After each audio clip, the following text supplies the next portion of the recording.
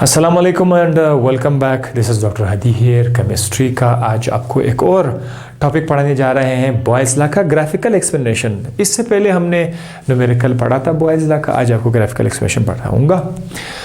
अच्छा जनाब, white board पर आपको कॉन्सेप्ट तो मिल जाता है, जब एग्जामिनेशन हॉल में बैठते हैं तो वहाँ पर आपके कॉन्सेप्ट जो आपके माइंड में उसको अंग्रेज़ी ज़बान में कन्वर्ट करके पेज पे भी लिखना पड़ता है।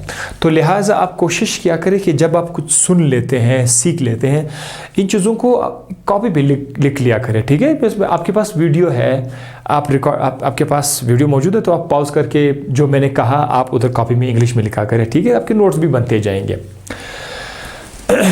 इस चीज़ को समझने के लिए, इस टॉपिक को समझने के लिए हमारे पास होना चाहिए एक सिलेंडर, ठीक है।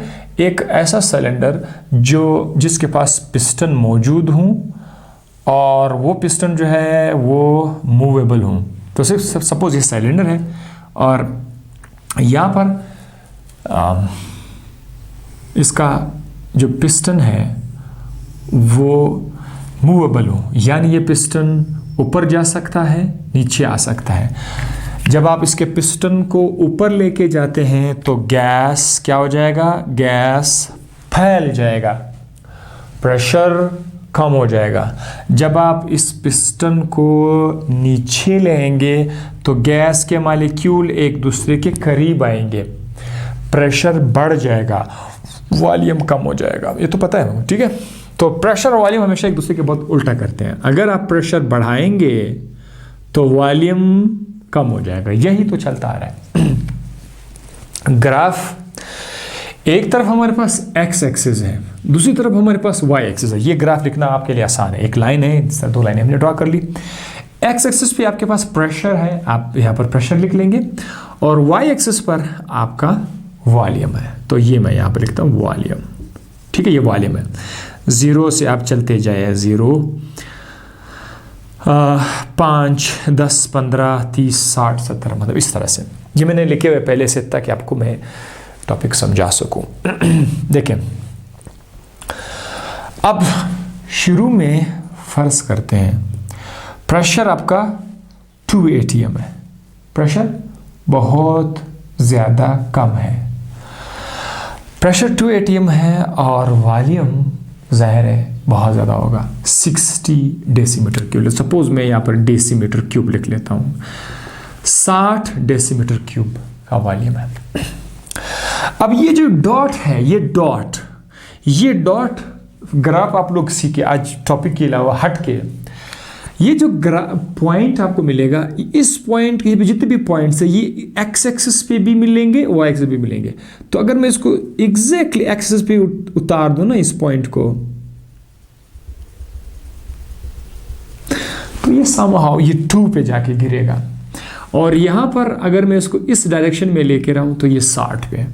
तो ये जो पॉइंट है ये यहाँ पर 2 और 60 है, यानी इस पॉइंट पर प्रेशर 2 है और वॉल्यूम 60 डेसीमीटर क्यूब है। फिर आपने क्या किया, आपने प्रेशर को बढ़ाया, आपने प्रेशर को कर दिया 2 से 4, प्रेशर को 2 से 4 करके डबल कर दिया।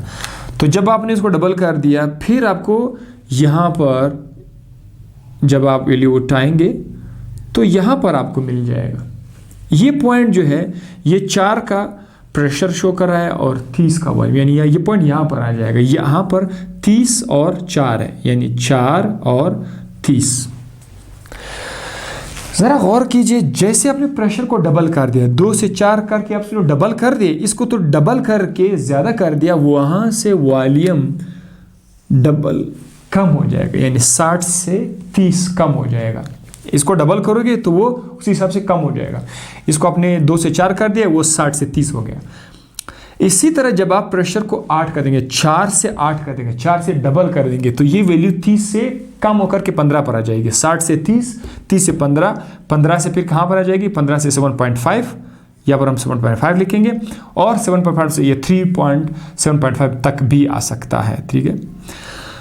अच्छा, ऐसा करते करते जब आप 8 कर देंगे ना तो 8 पे, जब प्रेशर को 8 कर देंगे तो ये पॉइंट आपको मिल जाएगा, फिर ये पॉइंट मिल जाएगा। अच्छा, शुरू में ये लाइनें के बीच में नहीं है। शुरू में जब आप ग्राफ बना रहे हैं तो शुरू से मैंने लिखा था, तो आपको शुरू में ना ये डॉटेड लाइंस आपको नज़र नहीं आएंगे, ये डॉट्स आपने लिखने हैं। ये डॉट मैं और आप लिखेंगे। पहले डॉट इधर आएगा, फिर दूसरा डॉट इधर आएगा, 8 पे डॉट इधर आ जाएगा, फिर 16 पे जैसे जैसे आप प्रेशर बढ़ाते जाएंगे तो आपको इस तरह के बहुत सारे डॉट्स मिल जाएंगे। और याद रखिए कि हर डॉट एक्स एक्सिस और वाई एक्सिस पे मिलता है। मज़े की बात यह है, जब आप इसको खींचते जाएंगे आखिरकार आपके पास बहुत सारे जब डॉट्स आ जाएंगे तो फिर आपने इन सब को आपस में मिलाना है। इन सब को अपने आपस में मिलाना है तो आप ज़रा देखिए कि आपको एक सीधी लाइन के बजाय ना आपको टेढ़ी सी यानी कर्व मिल जाएगी। ऐसा कर्व लाइक दिस, इस तरह का जो कर्व है, ये कर्व किस चीज की निशानी है? ग्राफ वाइज ये बॉयल्स लॉ की निशानी है। बॉयल्स लॉ में आपको इस तरह का एक कर्व मिलेगा और इस कर्व का नाम है isotherm. That is called what? Isotherm. Iso means same, therm means heat. चूंकि बॉयल्स लॉ में टेम्परेचर कांस्टेंट है, उसमें हीट सेम है, इसीलिए आपको जो लाइन मिलता है that is called as isotherm.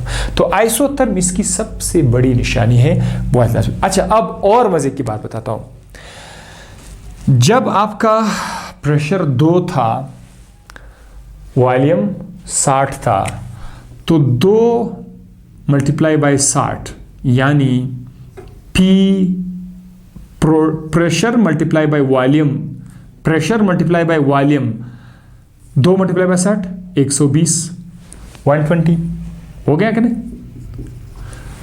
अच्छा, जब आपने प्रेशर को 4 कर दिया, प्रेशर को 4 कर दिया तो वॉल्यूम कितना हुआ? 30 हो गया, आंसर वही 120 आया। जब आपने प्रेशर को 8 कर दिया तो वॉल्यूम कितना हुआ? 30 से जाके 15 हो गया, आंसर वही 120 हो गया। आप देखो, जैसे जैसे आप चेंजेस लाते जा रहे हैं, आप प्रेशर बढ़ा रहे हैं, वॉल्यूम चेंज हो रहा है, लेकिन दोनों का प्रोडक्ट सेम आ रहा है। PV is equal to K constant. Pressure और वॉल्यूम हमेशा कांस्टेंट आ रहा है। ये बॉयल्स लॉ की एक और बड़ी निशानी है जो हमने पहले से सुना था। तो ग्राफ वाइज आपके पास वैल्यूज चेंज होते जाते हैं, लेकिन उनका जो प्रोडक्ट है वो वही आ रहा है, 120 आ रहा है। ये बॉयल्स लॉ का बेहतरीन ग्राफिकल एक्सप्लेनेशन है। आई होप ये सारी की सारी चीज़ें जो मैंने इतनी से छोटे से जगह पर आपको समझा दिया, इससे आप 2-3 पेजेस भी बना सकते हैं। अगर आपके पास एग्जाम में यह सवाल आ जाए, छोटा सवाल डेफिनेशन वाला, तो खैर यहाँ से नहीं आएगा, ये लॉन्ग क्वेश्चन में आएगा, तो आप लॉन्ग क्वेश्चन में बड़े आराम से कर सकते हैं विदाउट एनी चीटिंग, इधर उधर देखने के बगैर, आप बगैर नकल के कर सकते हैं। तो इंशाल्लाह नेक्स्ट टॉपिक में आपसे दोबारा मुलाकात होगी। अगर आपको ये वीडियो समझ आ रहे हैं तो इसको शेयर करते जाइए अपने दोस्तों के साथ। अपना ख्याल रखिएगा। अल्लाह हाफिज़।